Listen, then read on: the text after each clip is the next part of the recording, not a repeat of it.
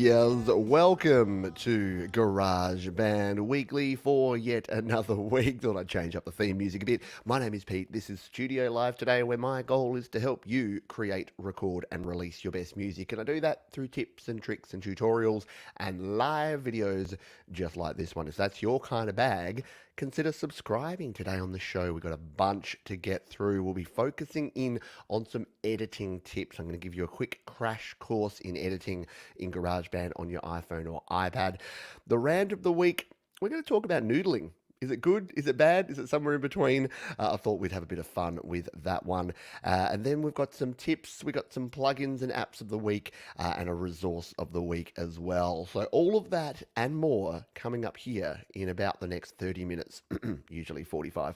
But we will get started and we'll kick into the show. If you are here live and you have questions throughout the show, I'm more than happy to answer those. Just put a big word question in front of your comment, and that way I'll know that it's a question and I should pause and try to answer that. So the Q&A section will be right around the middle of the show. So start getting those questions ready. And if you're watching on the replay, more props to you. Feel free to drop a comment or a question down in the comment section. Myself or one of the other members of the Studio Live Today community will be there and we'll be answering your questions. Wonderful folks like the folks we have here live. 1000 Watts SM Borthwick, Alex Backus. Hello to Josephine Desmet. I've been well. Hope you've been well as well. Scott's here. We've got Cody Bradley here. Stu Cash. We've got Jeff Brush here as well. And we'll give other folks just a minute or two to find the stream and to jump on in. Gertrude is here as well. Hope you are doing well. Did you hear Gertrude's song on Your Music Live this weekend? We had some great tunes. If you didn't catch the show, 2 hours of just talented folks sharing their music. So jump back and check that one out if you missed it. Hello to you, Shane. I hope you are doing well as well. I reckon we've covered everyone. Yes, Auntie G, who Gertrude coined her herself, Auntie G. Apparently that's the name she's called. So now for forevermore in the Studio Live Today community, Gertrude will be Auntie G, if that's okay with you. And hello to Gustav Fett. What's up? What's up with you, my friend? Let's crack on in. Now, normally, right up the front of the show, I do a news and notes section. And you know what? It has been the slowest news week in the last week. There's been nothing GarageBand or Apple or iOS or anything adjacent related in the last week. Everyone's kind of just been getting on and doing their thing. It's almost as if the world's a bit distracted with other things right now, which means that there's not a whole lot to talk about. We're still expecting some September announcements from Apple. We are still waiting on iOS 14, the actual release, which should be with us pretty darn soon. And, you know, there's always the normal rumors about iPhone 12s and Logic on iOS.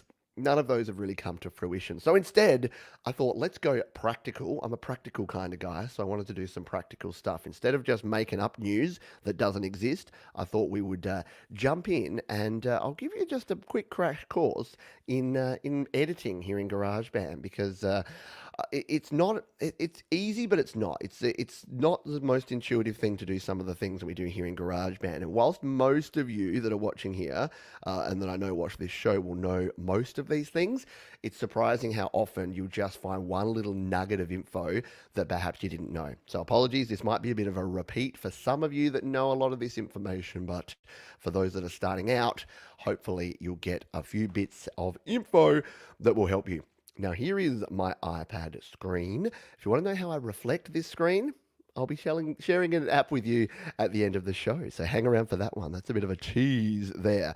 So here's my song. This is my tune called Spy from a Distance that I recorded here in GarageBand a while back. You can see we got a bunch of guitars, we got some bass, we got some vocals, we got some external instruments, some AUV3 from iSymphonic, and then we've got a bunch of our virtual GarageBand instruments. So I thought I'd use this one because we've got a heap of different tracks in here. And let's just take a little bit of a listen to this one. We'll come down here and hit play, make sure everything's working. Oh, got to turn the volume up.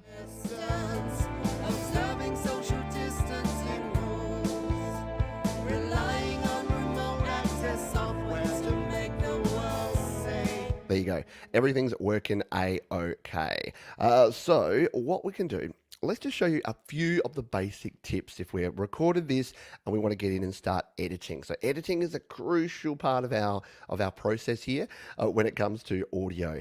Now, especially when you're recording audio, trimming is super important. Not so much with your MIDI, we'll get to that in a minute, but with your audio, it's important to trim because you want to cut out those bits where you don't need stuff. Have you noticed down here, we've got this big gap in our guitars? Well, there's a reason for that. We don't want our guitars sitting in the background hissing during this time. And if we grab this trim handle, you can see that even though there's not really much there, not much going on, there is. So I've actually had a guitar part that was in there originally, and I've cut it out. So trimming can actually be super useful because you can see here that what I've done is I've actually split and then I've trimmed this section here. So if we come back and we go back to this original guitar sound, so it was going to play through to here, you can see here we play, and that's the spy from a distance. So that was the original bit that was in there that I've now trimmed out because we wanted to have a different kind of sound. If we listen to the full version here now.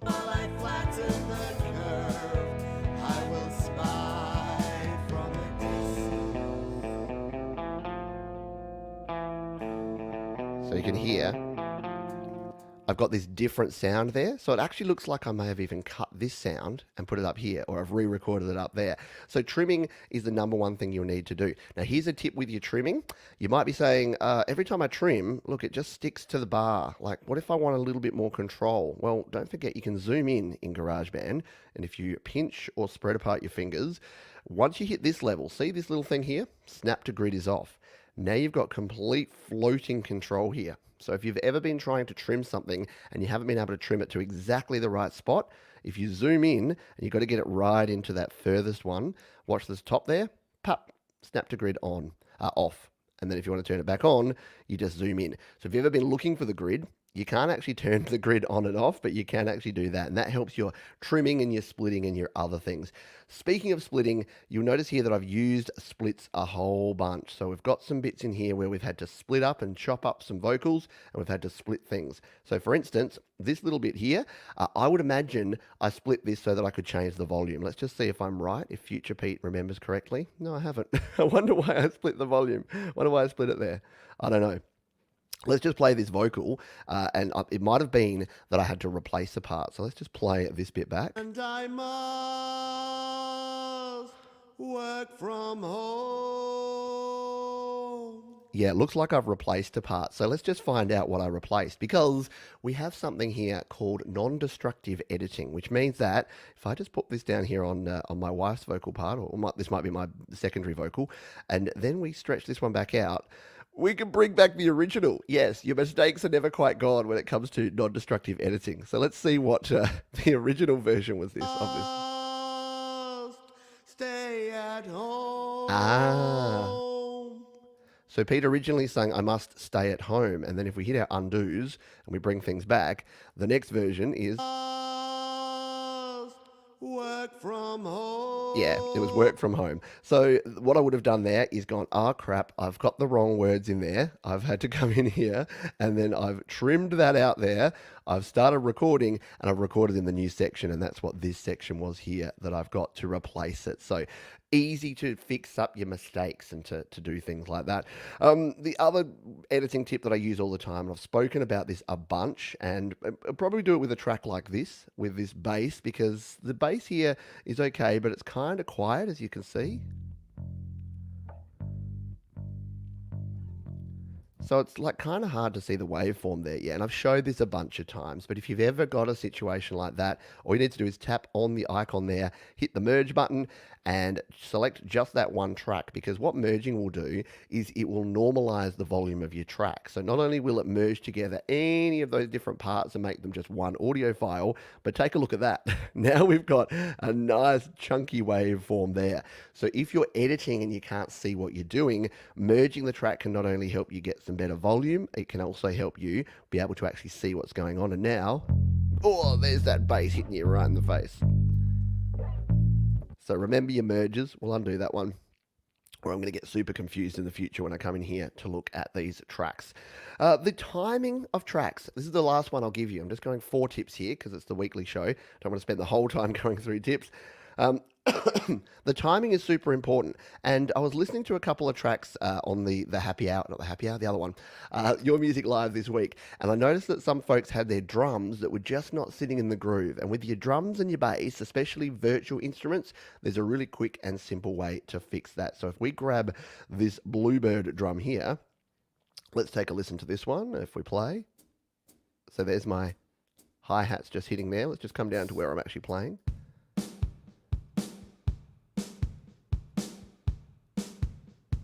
So this is actually cool because you're saying, hey, Pete played right on the groove there, didn't he? No, I didn't. I'm actually terrible at playing on the groove, but I am good at knowing how to quantize. So if we've got our track here and we want to quantize it, we can come up on here to our track settings and go to quantization. And lo and behold, look at this, it's quantized. What if we take this quantization off, shall we? We'll put it back to none. So at the moment it's 16th note quantization. If we take it off, let's see what this sounds like now.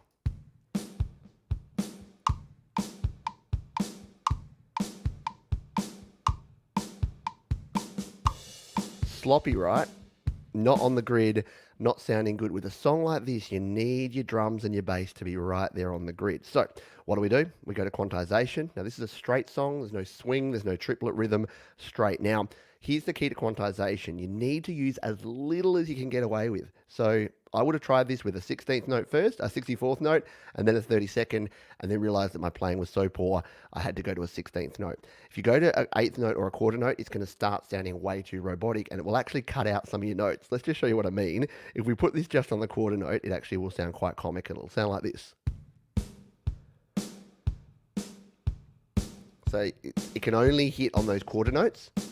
Okay, if you've got like a 4 on the floor beat, but if we go up to an 8th note, now we've got the feel back in there, right? But it's still a bit robotic. If we go to a 16th note,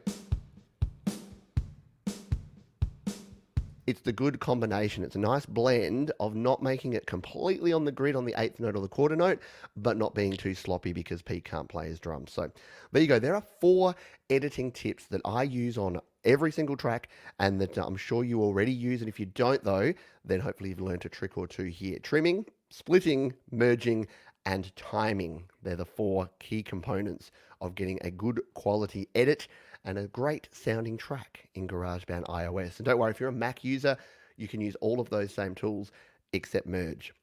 For whatever reason, GarageBand has this merge function on iOS. They decided not to put it on the Mac version. If you're on a Mac, to do that same thing, you have to solo the track, export the track, and then import back in your WAV file. I believe. Mac users, correct me if I'm wrong, if there's an easier way to do that. Let me know. Rightio. Excuse me. I hope you've got some value out of that one. Yes, the old quantization. Yeah, don't quantize everything and don't quantize it out the wazoo, but a bit of quantization can really help you out. Yes, and the beat sequencer can be fabulous using when you're making drums as well. If you want to get them right on the grid, the beat sequencer does that for you automatically. So there you go.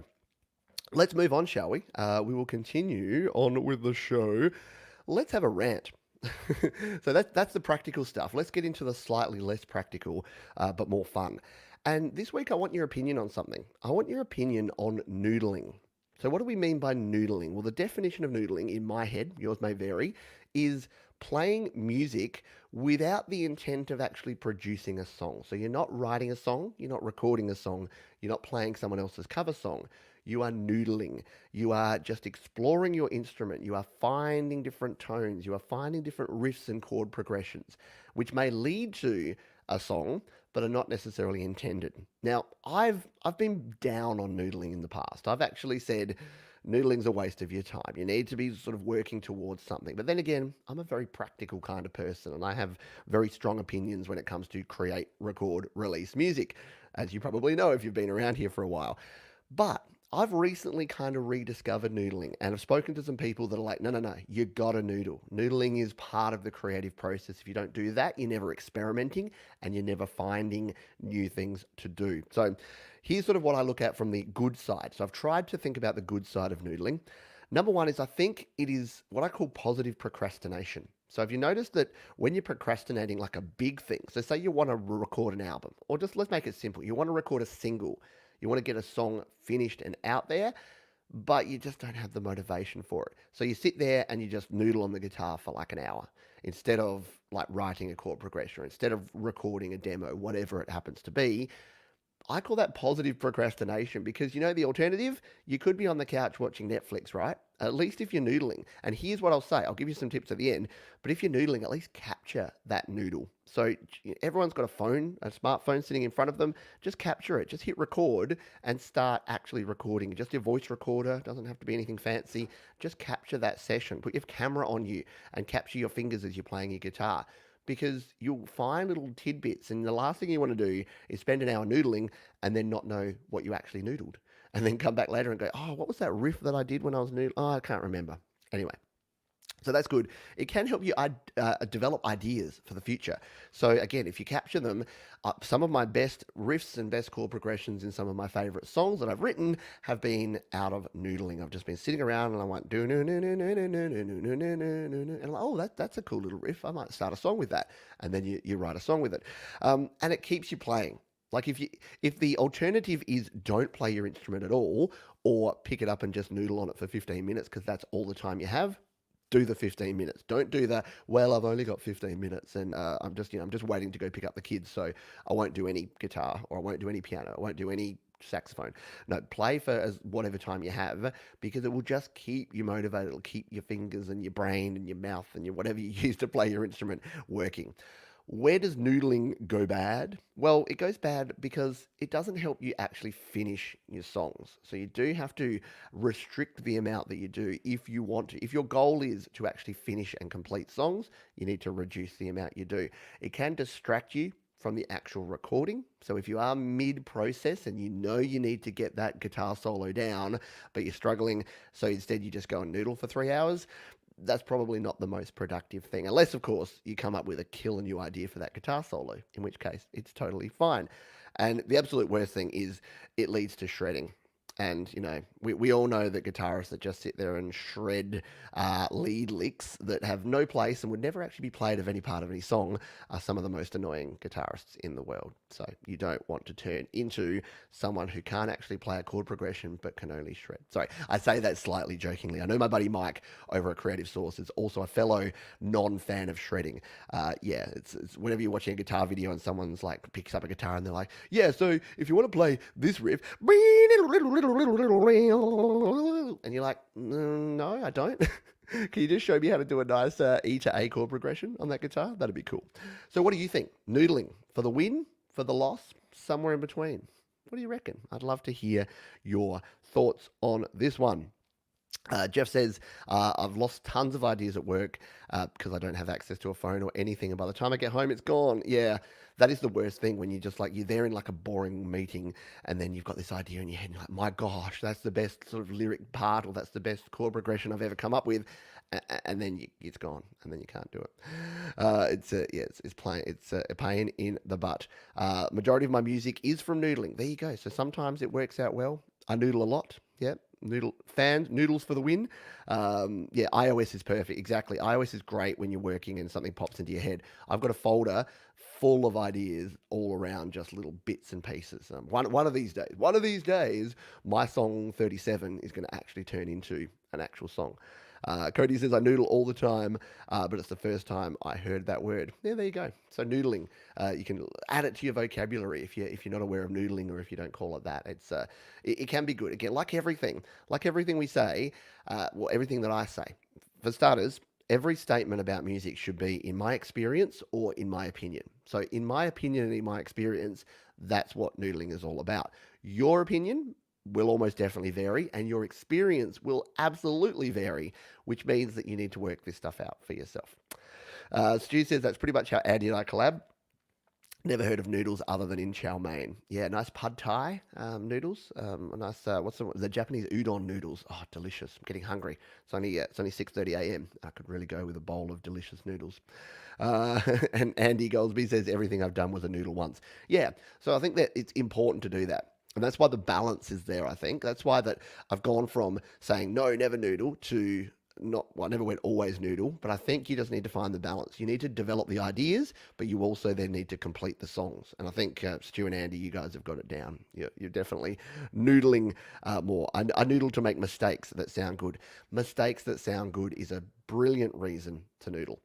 Someone's joining halfway through going, why does he keep saying noodle? This is just really weird.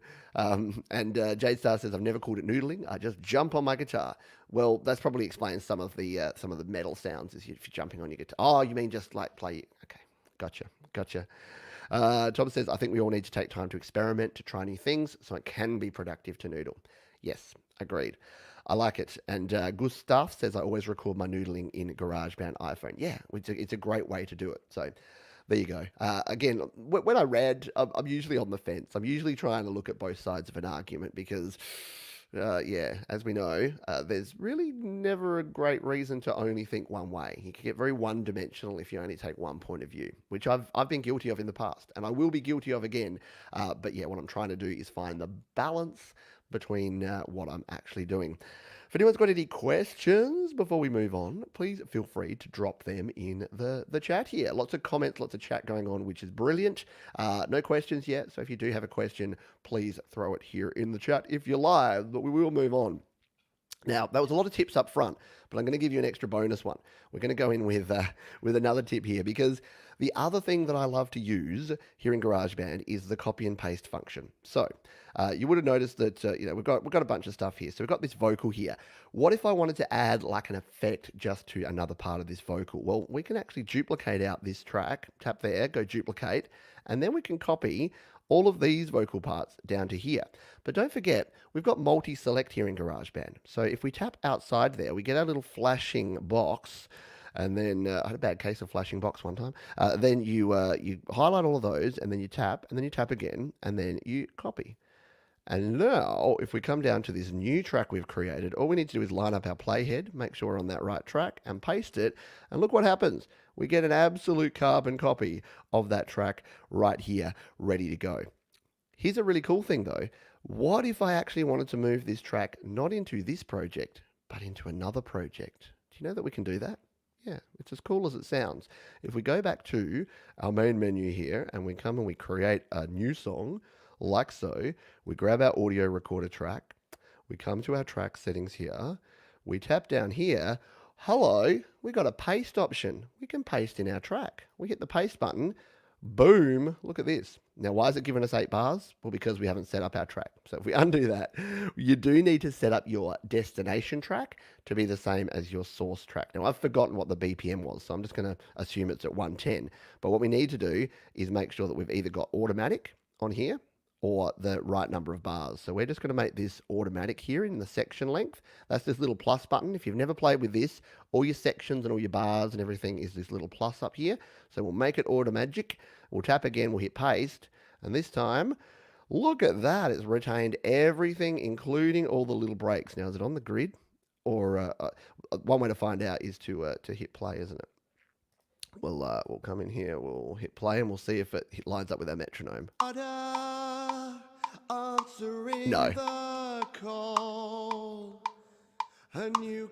Yeah, so we haven't got the right BPM there, but obviously if it was the right BPM, then it would work fine. In fact, let's just show you that. If we undo that, we come back over to our original song. Where was it? Now I'm going to have to find it. Go to our completed tracks, Spy from a Distance. Oh, I don't think I have it completed yet. Anyone else have a really badly organized? Yeah, here we go. This version 2 is what we were playing around with. No, it wasn't. It was version 1. That was our merge created version. We'll come into this one. There it is. So it is at 120, of course. I have very basic ideas of what we do here. In fact, let's try something. I don't think I've tried this before. Can we copy multiple tracks? We're about to learn something, you and I. Let's see if we can bring in like a whole freaking arrangement here. I have no idea if this will work, but if we copy a bunch of tracks like this, and we tap again, and we go copy, can we bring in all these suckers to a new project? I wonder. We'll come in here, create a new song, audio recorder. This time, we want to tap here. We want to make sure it's automatic, like that. And we know that we need our metronome to be 120. Bring it up. And then back to our track view in the top left. Let's find out. Drum roll, please. Paste. Booyah! Multi-track goodness. And here's the cool thing. It brings across all your settings too, yeah? So we come in here. It's got all my panning. It's got all of my plugins and my effects and my EQs. Look at that one. It brings in all of my vocal settings. So if you've got a bit in a song that you want to just go, yeah, I like this bit, but I hate the rest of the song, or I've got a cool drum track that's not working with this tune, let's bring it in and try it in a different track. This is going to be a cool way to go. There you go. I've taught myself something new here. Now, obviously, we've pasted it. It's put it right at the front there. So if you did want to then move it across, well, no problem. All you need to do is that same sort of action we've done before. Tap and hold, multi-select, and you can drag the whole lot to a new location. If you want to make sure you have a bit of a lead in or something on there, that's no problem at all. But let's come in here, make sure this all works and lines up. We are in absolute lockdown. Can't even go to the store. Cool. Copy and paste. Who would have thunk it, hey? Considering the very first iPhone didn't even have copy and paste, now we can do this sort of awesomeness. I'm going to delete that because the amount of times I do a quick demo like that and then I forget to delete it and then it goes back to yeah, not cool. So there you go. Hopefully that helps you up, helps you out, and you can do that. Tom Rochelle says, I had no idea you could mass paste like that in GarageBand. Neither did I. I've only just learnt it. So there you go. Question here from Trent Van Allen. Can I use my mouse on iPhone GarageBand? I'm going to answer that by doing this. Yes, you 100% can. So mouse is actually a pretty cool way, especially when you're demoing things. Obviously, it's much easier for you to see where I'm clicking and what I'm doing here on GarageBand if you can see my mouse cursor. So yes, you can use any Bluetooth mouse with GarageBand or with anything on your iPhone or iPad, or if you've got a USB, I use a wireless USB mouse and keyboard and the Lightning to USB 3 adapter, and it works an absolute treat. So yes, you can definitely do the mousing thing. Let's see if we have any other questions or anything else coming through here. Yes, SM Borthwick. The rant was brought to you by the Noodle Marketing Board. There's a bit of something there. There's a place in Adelaide called Red Rock Noodles. There's a few of them around the city, and they have delicious noodles. And I'm like, I wonder if Red Rock Noodles. Today's noodling session is brought to you by Red Rock Noodles and their delicious kway tao. Might work, yeah.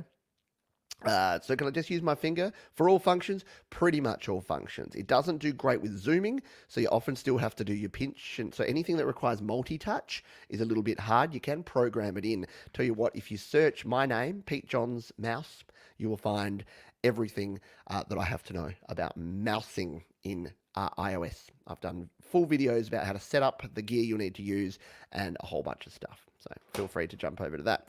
I've hit a button there. Told you, I'm like, yeah, we'll be here for 30 minutes at the start. And I'm like, yeah, probably 45. And it's definitely going to be a little closer to 40. Although we are on the homeward stretch because we've only got 2 things left to go. Excuse me one moment. Sorry about that. I need a drink of water. Alrighty, let's bring this one on home. Now, I had a few ideas for the plugin or the app of the week, but I've been asked about this so many times that I thought I would show you about Reflector, which is the app that I use to reflect, to AirPlay my iPhone and iPad onto the screen that you're looking at now. So you've seen this already before. Here it is from before. This is my iPad, and this is GarageBand that I've got there. You can see my mouse on the screen there. Now, you'll notice here, depending on the performance of your PC and your network connection, it is going to be a little bit choppy. So it's not coming through at a beautiful, 30 frames a second. It's a little bit choppy on there. But in terms of just displaying something and showing something, it works fine for these sort of purposes. You can also plug in via HDMI, which is something I'm experimenting with at the moment, thanks to Jade Starr, who's hooked me up with the right gear that we need to use to do that. So some of my live streams where I'm doing a lot more in-depth demoing, I'm using that. But Reflector is pretty darn cool, and I thought I would show you a little bit about it here. So in order to actually reflect reflect, all we need to do, you can see here that it's actually reflecting already to Desky, which is the name of my desktop computer. You can see there, screen mirroring, just like you'd mirror to an Apple TV or to a Mac or to anywhere else. But this Desky is actually created by the Reflector 3 software, which I'll show you the back end of now because it can be pretty handy and a cool little app. Now, it is a paid app. I forget the cost. Someone may be able to look it up for me. I think it's around $20 US. It's not super cheap, not super expensive. Very handy, very useful app. So what we're going to do is we're going to unshare, unmirror this one. Boom, goes away. So there you've just got my backdrop. So that's just my desktop of my computer. What I can do now is bring up Desky, bring up Reflector. So here it is. It's just this little widget here on the screen. If we go into the settings here, you'll see we've got preferences and we've got a bunch of things that we can do in here. So I know it's going to be very small on your screen there because it's just a little widget here on my screen.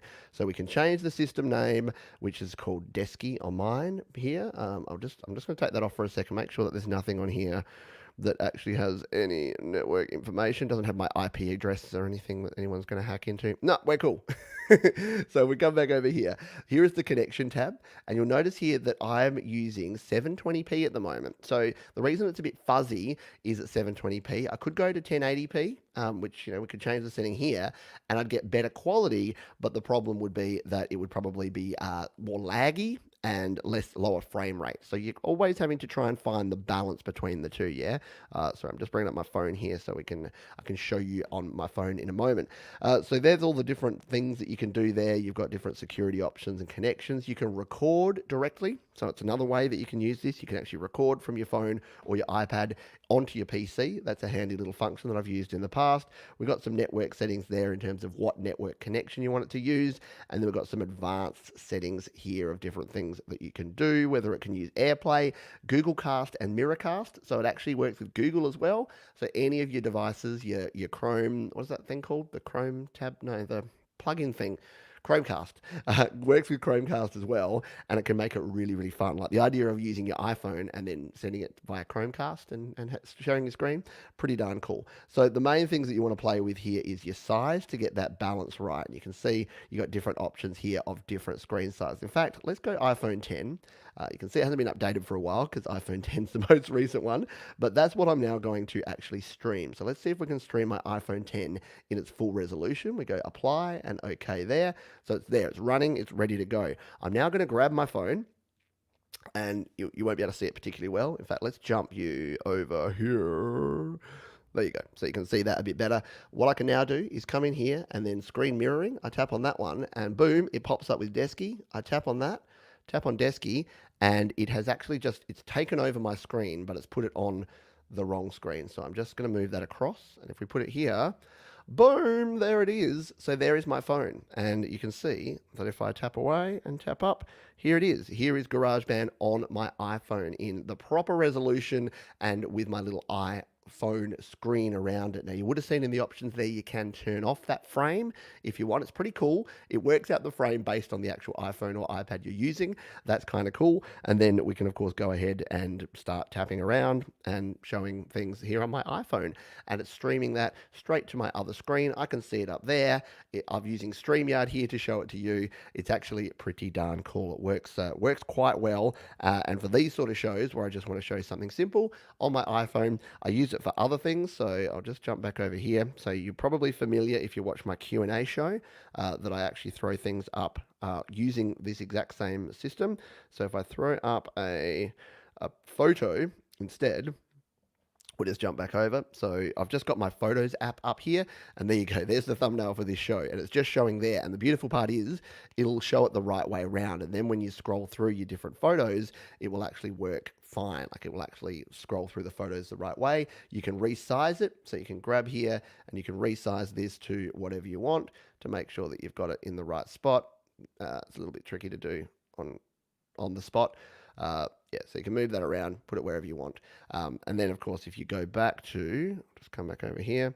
If we go back to something that is an actual app that we want it to be the right way around, and we come back over like that, then yeah, there it is. It's the right way around. And we can again adjust it, grab the corner like that, and size it out. Make it take up as much or as little of our screen as we want. So Reflector 3, a handy little app. Obviously for someone like me, it's super handy because I need to display my various eye devices on my screen at various times. But yeah, for anyone that you want to actually send your screen somewhere, keep in mind the quality is not going to be perfect. It's not going to be instantaneous, and you are going to get some lower frame rates, all depending upon the quality of your hardware and your internet connect, or your network connection, because this is all going over your network. Yeah, it's having to connect via your wireless network. So your devices need to be on the same wireless network, and you need to keep in mind some of those limitations that you have there. Righty dokie. I think we are almost there. Tom Rochelle has done the work for us. Thank you for that. Reflector 3 is $19.99 for a universal app, $17.99 for Windows or Mac OS only in US dollar bucks. So there you go. If you want to check out Reflector 3 and you got $20, what's that, an Andrew Jackson burning a hole in your pocket, then you can go ahead and pick it up. And it works. It works just as you've seen in this demonstration. Let's take one final look. So, resource of the week. Now, you might be aware that I do a weekly show called The Happy Hour. And on this Happy Hour show, I play a bunch of cover songs. And learning cover songs is actually a really cool way for a creator, it's actually a really cool way to actually learn about song structure, to learn how professionals and great musicians have actually structured their songs. And the resource that I use to learn these songs, 9 times out of 10, is this one. It is Ultimate Guitar. Because if, like me, you just like to learn the chords and you like to play things, this is a great place to go. And if you're a piano player or a singer, you can get lyrics, you can get chords, you can get piano tab, bass tab. It's called Ultimate Guitar, but really it should just be called Ultimate Cover Song. Because if you want to learn, and again, even if you're not playing them, you can learn the chords that they use, and you can learn what chords work with other songs, with other chords in the songs. So, for instance, I was trying to learn a Jack Johnson song called Banana Pancakes last week. And I'm like, oh, I was trying to play along with the song. I'm like, this is super tricky. I can't get there. And I came in here. I'm like, oh, there's a heap of people. There's a heap of versions here. This one, 5-star, 1,600 people have used it. That must be pretty good. Let's take a look at it. We bring it up here and we go, oh, okay, so here you go. We've got the little intro here in tab. So do no no no no no no. So you can learn how to play the intro there. And then it's got all these different chords. And here's the cool thing. You hover over the chord and it tells you how you can play those chords. So it gives you the actual finger placements and the tab for playing all those chords. Now, some will have something like this. So if we zoom in on this sucker, it'll actually say, well, actually, the way Jack plays it is that he uses these bar chords, so these variations of the chords. So it'll give you a lot of tips. It'll give you the strumming pattern here. It'll give you a lot of things on here. Here's what's super duper cool, though. Down the bottom here, and by the way, you can sign up to Ultimate Guitar for free. The desktop version is free. There is a paid version that you can use on your iPad and your iPhone called just Ultimate Guitar Tabs or something like that. But this is very, very cool because we can actually transpose this. So down the bottom here, there's these plus and minuses. So if you're like, this is a bit too low for me, I'm going to bring it on up. I'm going to play it up here. I'm going to transpose it up 5 semitones, and it transposes all of these chords so that you can play it in whatever key you want. There's also auto scroll. So you tap on auto scroll and you use your plus and minus buttons to increase or decrease the scroll. So here I go, I'm holding down and we've got a nice fast scroll now. And if I hit the minus button, it slows that scroll speed down. So you can work out how fast you're going to play it and how fast you need it to scroll in order to actually play it there. If you want to, like I do, you can then, of course, copy and paste these. So you can just copy the text, paste it into your own Word document to print out into your OneNote document. I've got a giant OneNote document with hundreds of different songs where I've got all the chords and the lyrics. And again, because you've got the chords and the lyrics there together, it can help you if you're singing or if someone else is singing a cover song and you're recording them. This is a great resource, a great place to go. So ultimateguitar.com for the absolute win. Any other Ultimate Guitar fans that use the service? Yeah, it's great. It's very, very cool. And it works really, really well. Thank you everyone for being here. That is going to do it for this episode of GarageBand Weekly and this weekend of live shows here on Studio Live today. But wait, there's more. In a few hours' time, I will be releasing my new video about DistroKid. If you are releasing music with DistroKid or considering releasing your music online, you will want to catch this video. It's all about the hyperfollow feature. It is a very cool feature of DistroKid. You're going to be blown away by some of the cool things you can do. If you want to share your music, promote your music, share it with people on the world, in the world online, then the DistroKid hyperfollow feature is pretty darn cool. Has some stuff in there that I didn't even know it did. So check out that video. That'll be dropping in a few hours time to finish off your weekend with a bang. And then of course we'll be back during the week because I'm finalizing my series where I've checked out Cubase's 3, Audio Pro, and I'm comparing them to GarageBand. So if you're a GarageBand user and you're thinking of stepping out of your comfort zone, definitely join me for the couple of videos this week because we'll be finishing that series off. I'll be giving you my final thoughts, and it won't be a everyone should use this and everyone should use that. So spoiler alert if you're hoping for that. It'll be here's the different things that they all do, and if you're looking for this, go with this. If you're looking for that, go with that, because different strokes for different folks. Thanks everyone for being here today. I hope you have a great rest of your weekend. Stay safe, take care of yourself and of others, and I'll see you next time. Cheers.